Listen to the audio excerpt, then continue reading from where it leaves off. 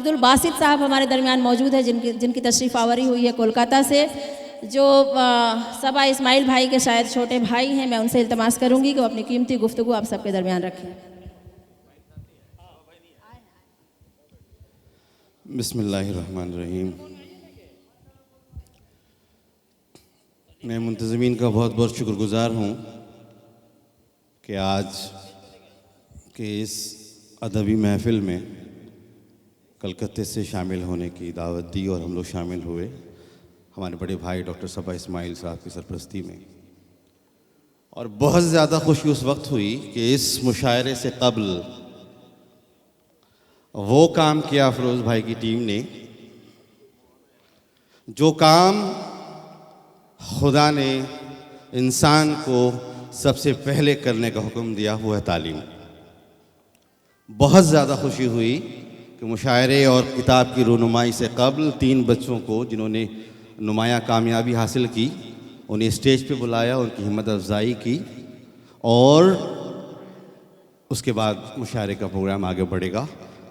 زیادہ بات کرنے کا وقت نہیں، چونکہ ایڈوکیشن، تعلیم، تدریس سے جڑا ہوں. جبریل انٹرنیشنل اسکول جو کلکتے میں ہے، جس کے 4 یونٹس ہیں، اس کا پرنسپل ہوں.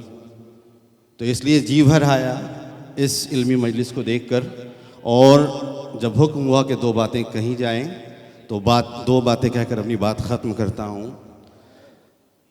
میں کوئی نئی بات آپ کو بتا نہیں سکتا کیونکہ اسٹیج پہ علمی شخصیات بیٹھی ہیں. جو شاعر ہوتا ہے وہ کافی علوم اپنے اندر جمع کرتا ہے، پھر اسے عوام کے سامنے خوبصورت لب و لہجے، خوبصورت شکل میں رکھتا ہے. وہ کافی بڑا عالم ہوتا ہے مختلف سبجیکٹس کا، تبھی وہ شاعری کر سکتا ہے. شاعری ہر کسی کا کام نہیں. ساتھ ہی ساتھ یہاں پہ چونکہ گارجین ہیں، سماجی حضرات ہیں، اس لیے میں نہیں سمجھتا کہ میں بہت زیادہ نئی بات آپ کے سامنے کہہ سکتا ہوں، لیکن ایک بات کہہ کر ضرور جانا چاہوں گا. دنیا پریشان ہے.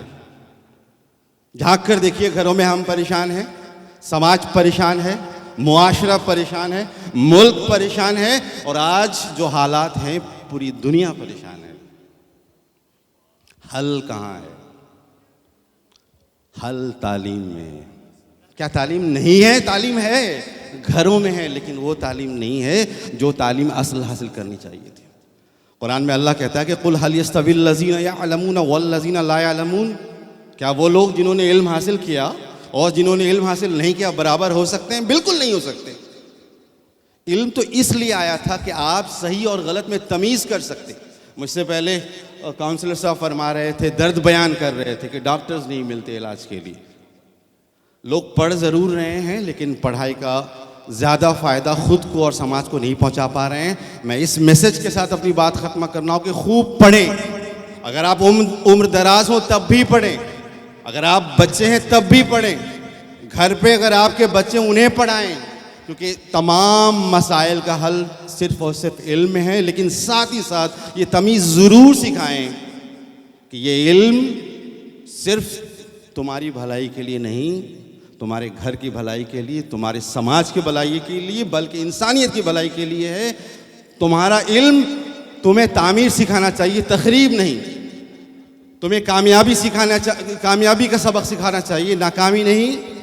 تو میں اس بات کے ساتھ اور اس دعا کے ساتھ کہ ہم علم حاصل کریں گے، ہم علم والے بنیں گے، اور وہ علم حاصل کریں گے جس کے ذریعے سے انسانیت کو فائدہ پہنچے، دنیا میں امن ہو، دنیا کامیاب ہو. اور میں دوبارہ مبارکباد دیتا ہوں افروز بھائی اور ان کی ٹیم کو کہ آج ایک خوبصورت شام انہوں نے آسنسول میں سجائی ہے. انہی باتوں کے ساتھ اپنی بات کو ختم کرتا ہوں. وما علینا الا البلاغ. ماشاءاللہ، یہ تھے عبدالباسط صاحب، اور انہوں نے جو باتیں کہی، ان کی باتیں سن کر مجھے ایک شعر یاد آ رہا تھا کہ ابھی کس چیز کی ضرورت ہے. تو یہ دنیا نفرتوں کے آخری اسٹیج پر ہے، یہ دنیا نفرتوں کے آخری اسٹیج پر ہے. علاج اس کا محبت کے سوا کچھ بھی نہیں. تو بالکل صرف محبت، محبت اور صرف محبت. اور ٹھیک ہے بھائی بیٹھیے.